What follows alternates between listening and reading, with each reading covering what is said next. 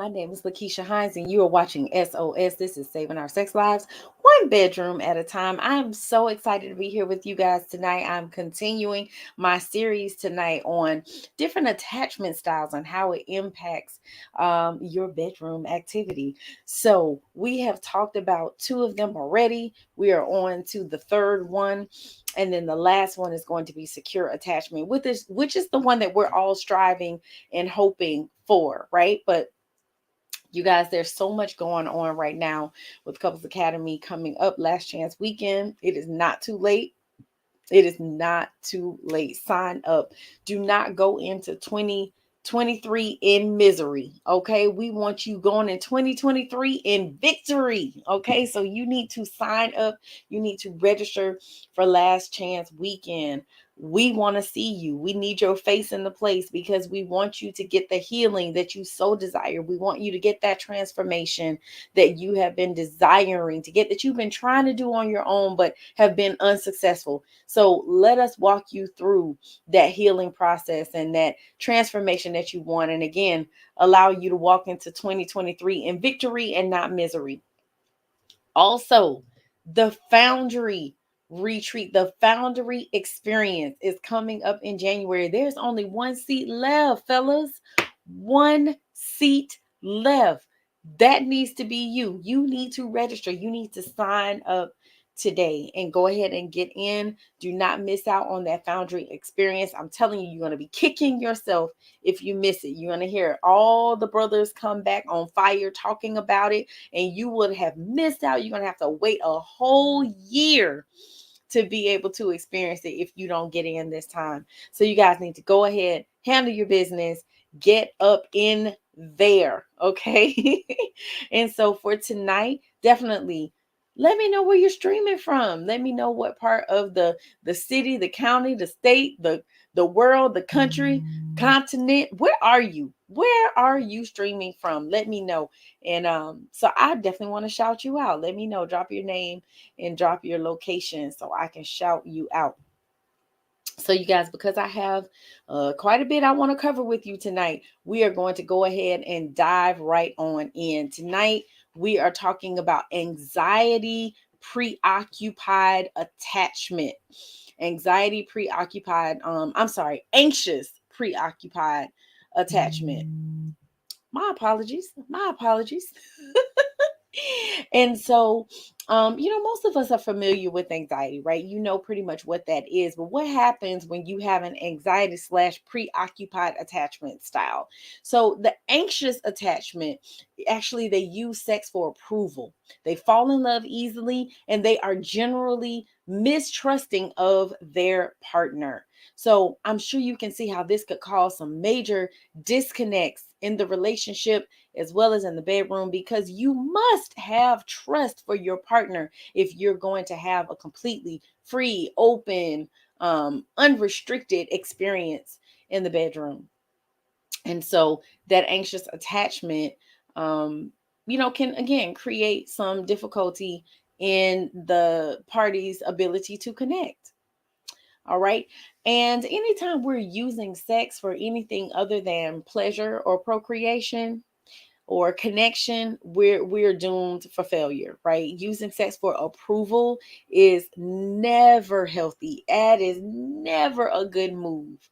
It should be used again for those three things that I said: for pleasure, for reproduction, and for connection. All right. The anxious preoccupied attachment style has specific characteristics, right? So some of the main ones are excessive worries about how they are perceived by other people. Therefore, that makes them anxious because they are so concerned, so just caught up in wondering what other people think about them or how other people perceive them. And then another main characteristic of this is an extreme desire for proximity, connection, and merger with their attachment figure. Therefore, they are preoccupied with their partner, preoccupied. And so people with this attachment style, they often become obsessive, and they can even get emotionally unstable in their intimate relationships. And a lot of that has to do with fear of rejection. And I mean, many of us can identify that. Nobody with that. No one wants to be rejected. Nobody enjoys that feeling, right, of being rejected. But this particular attachment style actually causes them to become obsessive and emotionally unstable. Whereas those of us who do not have this type of attachment style will feel the rejection, but then still be able to function. And it doesn't move into an unhealthy place like obsession and emotional instability. So even the most insignificant sign of unavailability from the partner might cause that extremely jealous uh, person to come out. You might also see some anger and you might see some distrust with this particular attachment style, because that sign of unavailability actually is like a trigger for them, and it can cause them to become extremely jealous. And again, you might see some anger and you might see signs of distrust. Anxiously attached people also have a tendency to feel underappreciated or misunderstood by their partners. And they're also generally just unsatisfied with the way that they're being loved, because honestly, most times it's not enough. Like, it's never enough, because this is an inappropriate attachment. It's an unhealthy attachment. And so it's usually never enough that they're getting from their partner.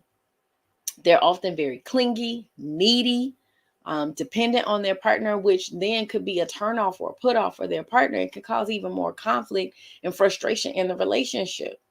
So, if you think about it, you constantly have someone who is constantly pulling on you, always very needy, always dependent on their partner. It can get exhausting. It can get really overwhelming and exhausting and cause that partner to check out.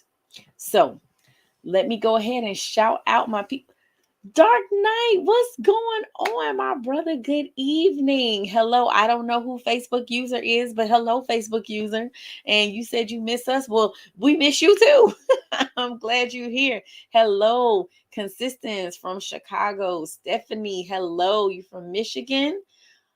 All right. What part of Michigan? I got family in Inkster. What part of Michigan? Because they're in Detroit. Stephanie, shaking my head. Oh no, Stephanie, she said, shaking my head. I think this is my attachment style. Maybe, sis, I don't know. We're going to dig a little deeper. It might be your attachment style. Also, you can go back and watch the other videos, because there were 2 other ones that we talked about. And so, I don't know. Check it out. Check out the other 2 episodes, because you may identify more so with one of those. There does have a tendency to be some connections. Like, you'll see some similar signs in the different attachment styles. So, some of this may resonate with you, but one of the other ones may resonate even more. So stay tuned, stay tuned, stay tuned. And like I said, we'll dig a little bit deeper. So Stephanie, okay, 3 hours from Detroit. I hear you. I hear you. So you guys, do not be afraid to drop questions in here. I try to remember to say that every time. If you have questions, drop them in the chat, and I definitely will do my best to address them before we sign out for tonight. But definitely make sure you do that, okay? So I'm going to give you a few minutes to think about that, in case you might have some questions. We're going to go to a quick commercial break, and then we'll be back in just a few minutes, okay? Stay tuned. You're watching SOS.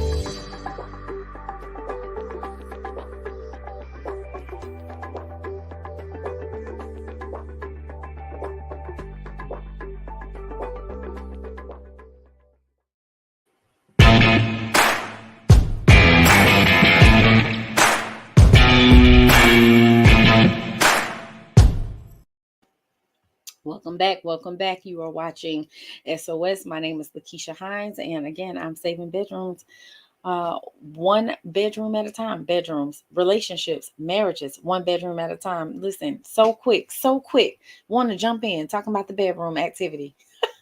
That's where I'm at. Hey, so we are talking tonight about anxiety preoccupied attachment style and how that can influence your bedroom activities. And so there were two other attachment styles, unhealthy attachment styles, that we talked about in the previous 2 weeks. And so you can definitely go back and catch those, catch the replay, watch those videos to see if any of this resonates with you. But for right now, we're on this one. So let's go to our checklist and see if you resonate with if any of this resonates with you. All right, so we are looking at 10 signs of anxious, preoccupied attachment in the boudoir.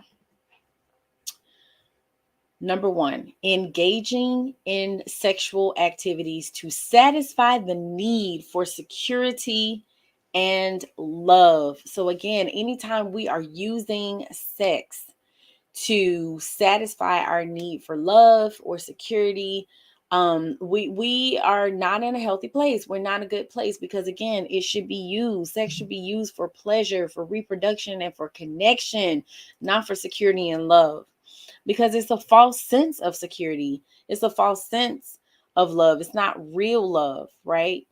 So we definitely don't want to engage in sexual activity just for that, right?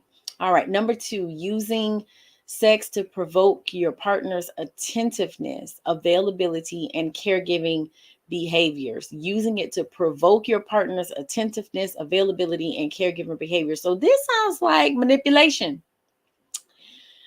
We are trying to get a rise out of our partner so that they will rise up and help us or pay attention or be more available. It sounds like manipulation. And again, not healthy, not good. This is not what we do in healthy relationships. We're not going to use sex to do anything other than connect, right? Excuse me. So we're not trying to use that to provoke our partner to do anything. All right. Number 3, using sex to seek proximity, reassurance, and approval. Again, and this is something that I mentioned to you already at the top of this particular show tonight, is there are many, many times where, again, we are seeking approval.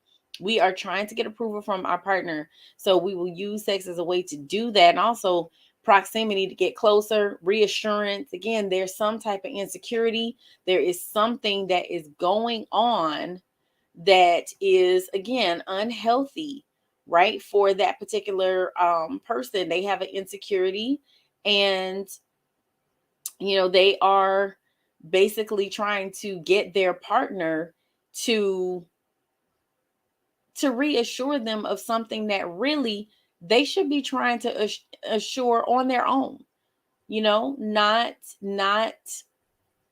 getting their partner to make them feel more confident about themselves. That's something that should be done independently, individually, and then your partner or your spouse just comes along to confirm, right? To just confirm, not to make you feel that particular way, and then you feel that way because your partner says that that's how they feel about you. That needs to happen on your own, independent of your partner, and then they just come along and compliment what positivity is already going on. Right. Number 4, negative perception of your sexual experiences and disappointing sexual interactions. So this goes back to, again, your level of confidence and security. If people have a negative perception of your sexual experiences and they have had disappointing interactions with you, that can cause anxiety.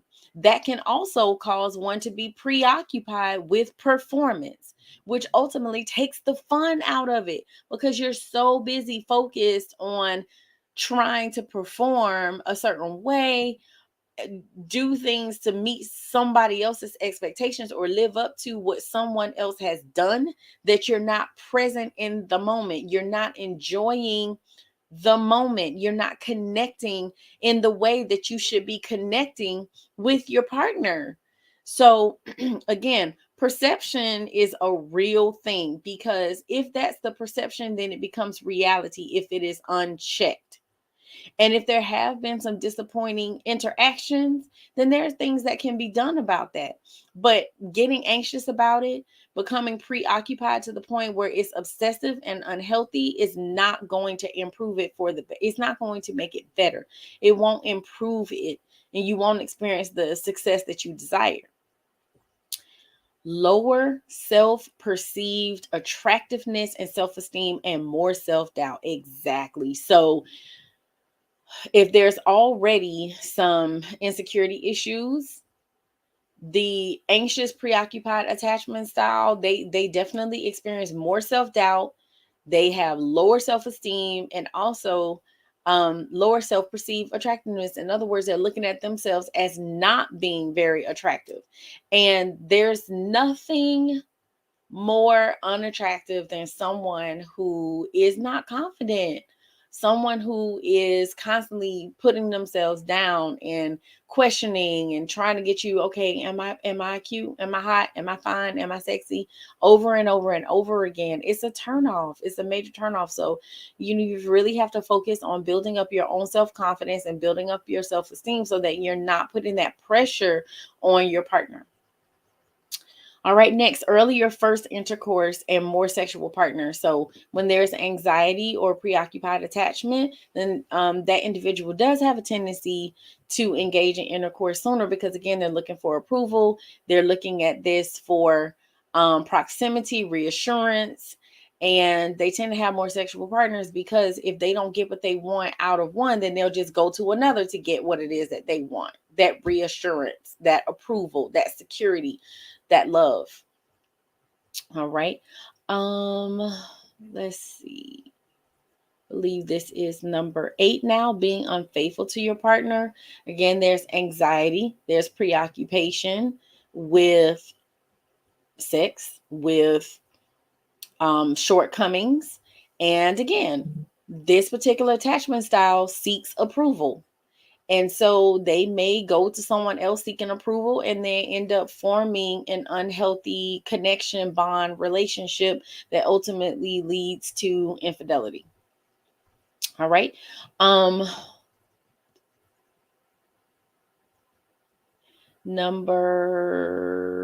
this is actually number 8, sorry. Emotional lability and falling in love easily. Yeah, so not really taking the time to get to know someone, just jumping right in, both feet head first, blindfolded, and not doing your due diligence to really get to know the person, and truly maybe not even defining love in a healthy way, right? Looking at love as actions and totally connecting it to physical connection causes one to miss out on the fullness of what a relationship truly does have to offer and what love has to offer. Okay, number 9, extreme sexual attraction, jealousy, and feelings of obsession. I think I talked about that briefly already, but yes, just again, unhealthy attachments because of anxiety, because of preoccupation. God, I just went blank. I'm so sorry. Preoccupation can cause them to be jealous, can cause them to be obsessive, and again, have extreme sexual attraction for their partner, or maybe even a stranger. And so just want to point out here, in adolescence, sex is used as an attempt to prevent abandonment. And, individuals with this attachment style often engage in unwanted sexual behaviors, because again, they're just looking for security, and they're just looking for love, looking for love. And a lot of times it's again done in a very unhealthy way. And so the part that gets these individuals in trouble is that when they're anxiously attached, they will constantly try to satisfy their need for feeling approved, appreciated, and desired. And so a lot of times when they're really unhealthy is by any means necessary, which again can lead to that infidelity. So they're likely to fall in love easily, and a lot of times they rarely believe that their partners are their true love. And a lot of times it's because they often expect other people to be unavailable and not interested in long-term commitment. I just, want to caution anybody who thinks that they have this particular attachment. Um, it's usually a very negative perception of themselves. And that lower self-esteem can cause them to look at themselves as being unattractive and doubt themselves. And that can lead to a lot of loneliness and isolation, depression and sadness, and also like abuse toward self. And so it's very important that we begin to change the narrative, shift our way of thinking, to make sure that we don't end up in destructive phases. So now, if you combine an anxiously attached person's negative expectations and distrust toward their partner with their worries about their own worth and attractiveness, we can see how this could be literally a recipe for bad sex. Now, it doesn't mean that the sex itself is bad. It's just not as satisfying and pleasurable to the one who is constantly worrying and having anxiety about it. They can't relax, just enjoy and be present in the moment. And so, again, sometimes that negative perception robs them of a healthy and satisfying sexual experience. And that could explain why they, people with this anxiety preoccupied attachment have a tendency to use fantasy as a substitute for intimacy. Because the thing is, you can always prevent abandonment and rejection in your fantasy, unlike real life. And so a lot of times they will just go into their mind. It's easier, it's safer, right, to do that, to just have a fantasy versus dealing with a real person. But when an anxious individual does engage in a sexual encounter, they often will do it for one or two reasons. One, it's about the proximity, the reassurance and approval, which you talked about. But secondly, more dangerous is manipulation, right? Again, trying to get that provocation of their partner's attentiveness, availability, and caregiving. And so again, because it is an unhealthy attachment, it is one that we do need to address. We do need to deal with it. It is not something that we should ignore. We should not ignore it. We have to address it.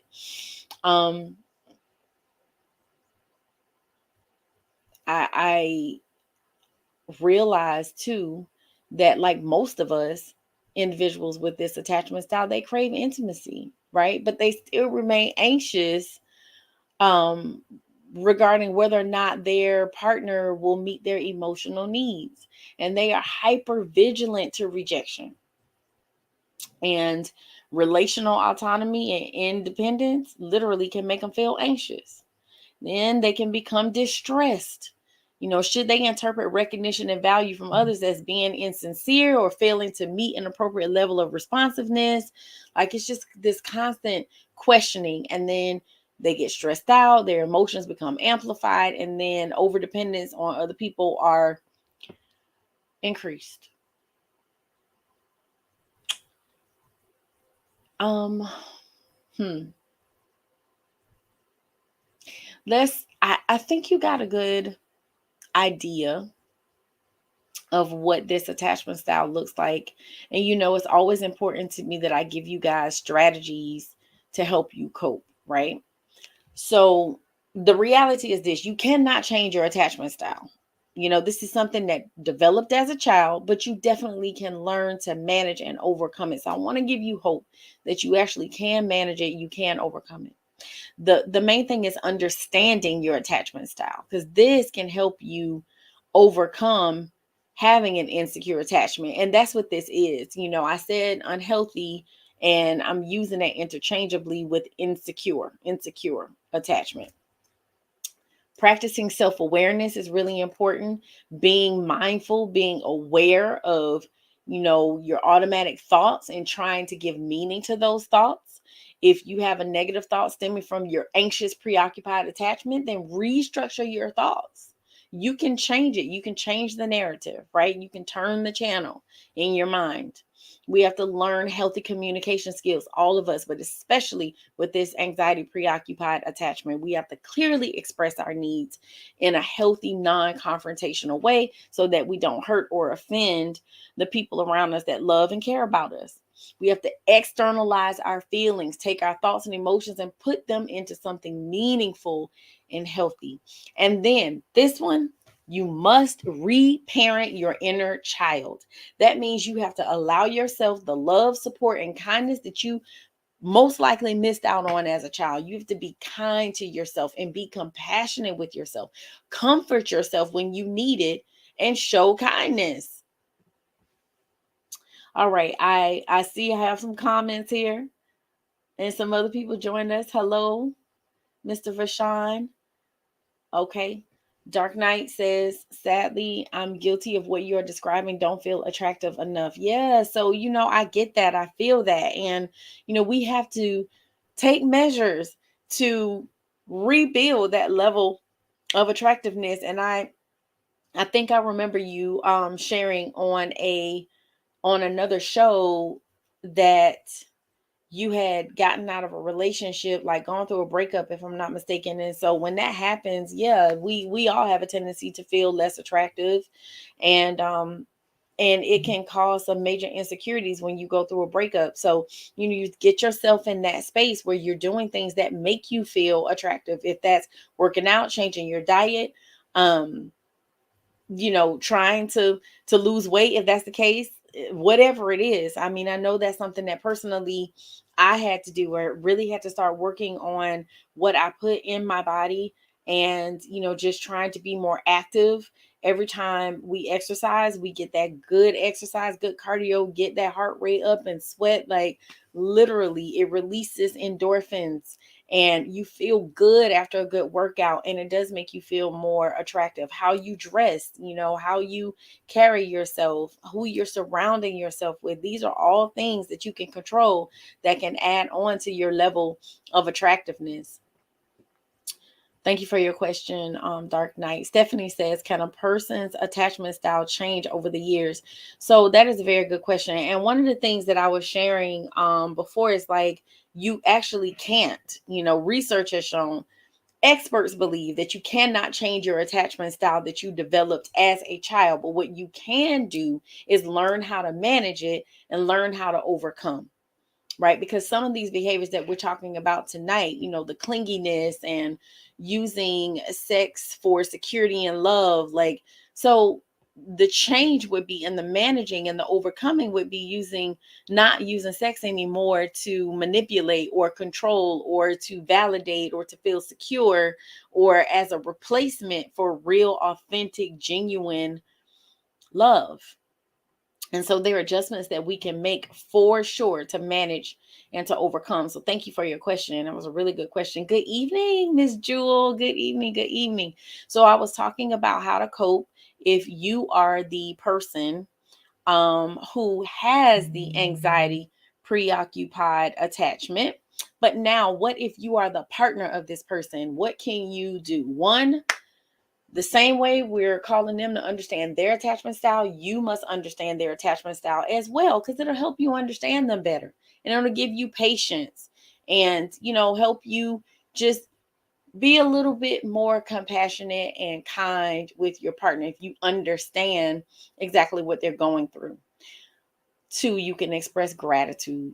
Tell them explicitly when you are appreciative of something that they said or done, or something that they stopped saying or stopped doing. So express that gratitude. That's motivation. It inspires and encourages them to keep working on themselves. The third thing you can do is ensure that they feel secure. And how you do that is you be consistent in the attention that you give them. Help them work on their insecurities by encouraging them to be self-aware in a way that doesn't feel like criticism.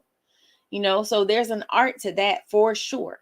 And you can help them overcome their anxieties by just gently encouraging and reminding them to self-reflect, because everything with them is negative self-talk. So getting them to acknowledge and recognize that negative self-talk and shifting it to something positive is going to be critical for their success.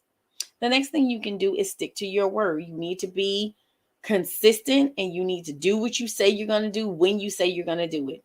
People who have this anxious, preoccupied attachment style have a fear of abandonment. So it's really important that they're in a relationship with someone who they can trust.